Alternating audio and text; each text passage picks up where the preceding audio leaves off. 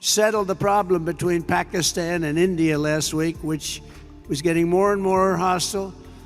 And all of a sudden you'll start seeing missiles. I said, I could settle that up. I can settle anything.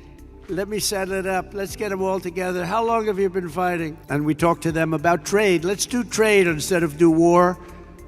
And Pakistan was very happy with that. And all of this is possible because of the work that you do with partnerships that you forge. In this case, it was Pakistan. And by the way, I don't want to say I did, but I sure as hell helped settle the problem between Pakistan and India last week, which was getting more and more hostile. And all of a sudden you'll start seeing missiles of a different type. And we got it settled. I hope I don't walk out of here and 2 days later find out that it's not settled, but I think it is settled. And we talked to them about trade. Let's do trade instead of do war. And Pakistan was very happy with that, and India was very happy with that, and I think they're on the way. They have been fighting for about 1,000 years, in all fairness. So I said, I could settle that up. I can settle anything. Let me settle it up. Let's get them all together. How long have you been fighting? About 1,000 years. Oh, that's a lot. I'm not sure about that. I'm not sure about settling. That's a tough one.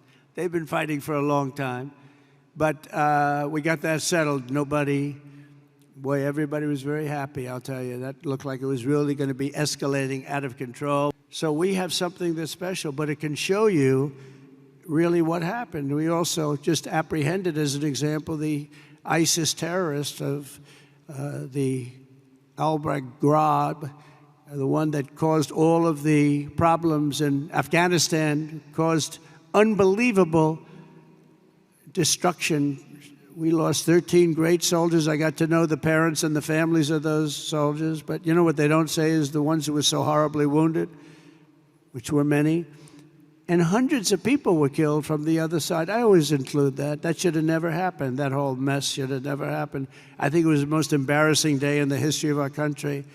And we're not going to have things like that happen anymore. And again, we should have kept the air base. We should have kept it. We let it go, and we left, and it was a very embarrassing moment in the history of our country. That'll never happen again. There are a lot of people that said that Russia went into Ukraine. When they saw that, they said, wow, we didn't think that was possible, but it's not possible any longer, I can tell you. That's another one would have never happened if I were president. Russia would have never gone into Ukraine. All of those things, they would have never happened. But the Afghanistan withdrawal, not the fact that they withdrew, but the fact that the way they did it was so horrible and so embarrassing. So we brought this horrible person to justice, to American justice. We caught the person that set off that bomb. We have Apple, as you know, it's coming in. And I had a little problem with Tim Cook yesterday. I said to him, Tim, you're my friend. I treated you very good. You're coming in with $500 billion, but now I hear you're building all over India. I don't want you building in India. You can build in India if you want to take care of India, because India is one of the highest tariff nations in the world. It's very hard to sell into India. And they've offered us a deal where basically they're willing to literally charge us no tariff. So we go from the highest tariff, you couldn't do business in India. We're not even a top 30 in India because the tariff is so high, to a point where they have actually told us, I assume you too, Scott, you were working on that also, that there will be no tariff, right? Would you say that's a difference? They're the highest, and now they're saying no tariff. But I said to Tim, Tim, look, we've treated you really good. We put up with all the plants that you built in China for years. Now you got to build us. We're not interested in you building in India. India can take care of themselves. They're doing very well. We want you to build here, and they're going to be upping their production in the United States. Apple. So Apple's already in for $500 billion, but they're going to be upping their production. So it'll be great. So I really think we've gone from a laughingstock 6 months ago to the hottest country anywhere in the world. And that's not just in business, that's in everything else, and it's psychologically hot too. And I just want to thank everybody for being here. I want to thank the media. The media, I have to say, has been very fair. They've been very fair. They've been terrific, actually. I was watching some of our Normally they would not say good things, but they're having a hard time saying bad because this is a record tour. There's never been a tour that will raise, it could be a total of $3.5–4 trillion. This just in this 4 or 5 days. And it's from great people. And our relationship now is very strong with Saudi Arabia. Nobody's going to be bothering that relationship. Nobody would be able to break that relationship because of my relationship with the Crown Prince and the family. The relationship is really strong. And when you talk about Qatar, the relationship is equal. I mean, it's just like nobody's going to break that relationship. We have never had a relationship with Qatar as strong as it is now. You know that better than anybody, and they're very happy, and we're going to protect you. We're going to protect you. That's the one thing you need, maybe, but I don't think you're going to need too much of that. And I said last night, it was a great meeting, great everything. They brought in Lee Greenwood to sing. It was a beautiful evening, and I appreciate it.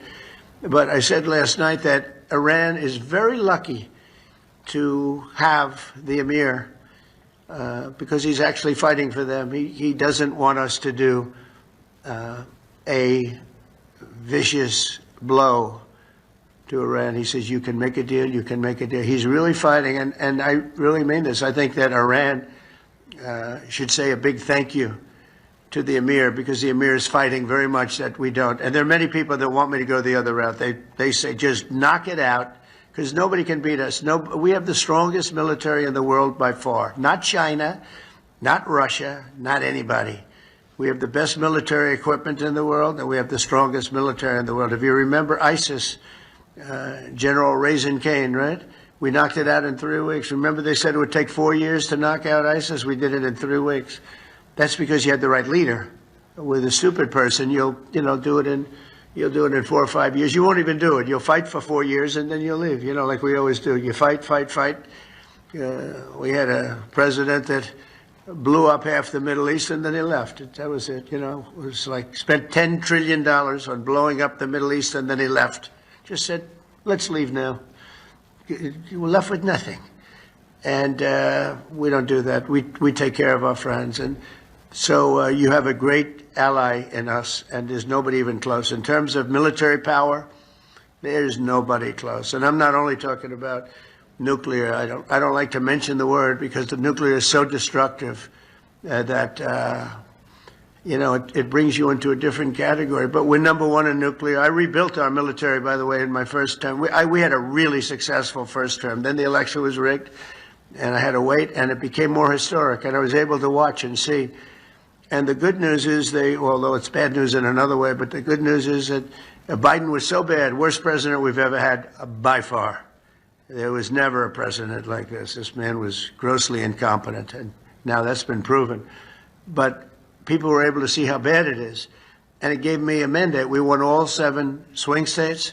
We won the popular vote by a lot. We won the counties by 2,725 to 505.